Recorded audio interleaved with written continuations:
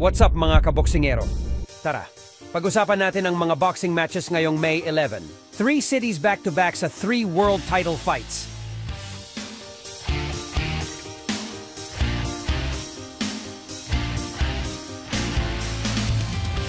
Sa Perth, Australia, handa na ba kayo sa isang gabi ng mainit na laban?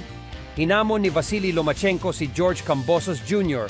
para sa inaasam na IBF lightweight title. Kasabay nito, ipagtatanggol ni Carlos Cuadras ang kanyang WBC Interim Junior Bantamweight title laban kay Andrew Moloney. Nakataya naman ang WBA Women's Bantamweight title sa paghaharap ni Nina Hughes at Chernica Johnson. Paniguradong magiging kapanapanabik ang gabing ito. Sa malalagong greeneries ng Cardiff, Wales, magaganap ang isang sagupaan na hindi malilimutan. Susubukan ni Jessica McCaskill na ipagtanggol ang kanyang WBA Women's Welterweight title laban kay Lauren Price. Sa ingay ng mga boxing fans, asahan ang isang mainit na laban na mauukit sa kasaysayan ng boxing. Sa Mexico naman, mga kaboksingero, madadama ang intensidad at lakas ng Mexican boxing sa Aguascalientes. Dito magtatagpo ang magiting na si Eduardo Hernandez at si Daniel Lugo sa 10-round clash ng junior lightweights.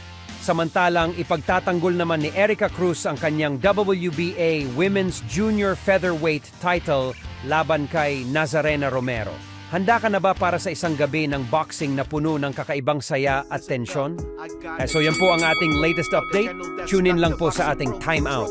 Time out boxing, then you gotta know bringing punches and power with every single blow.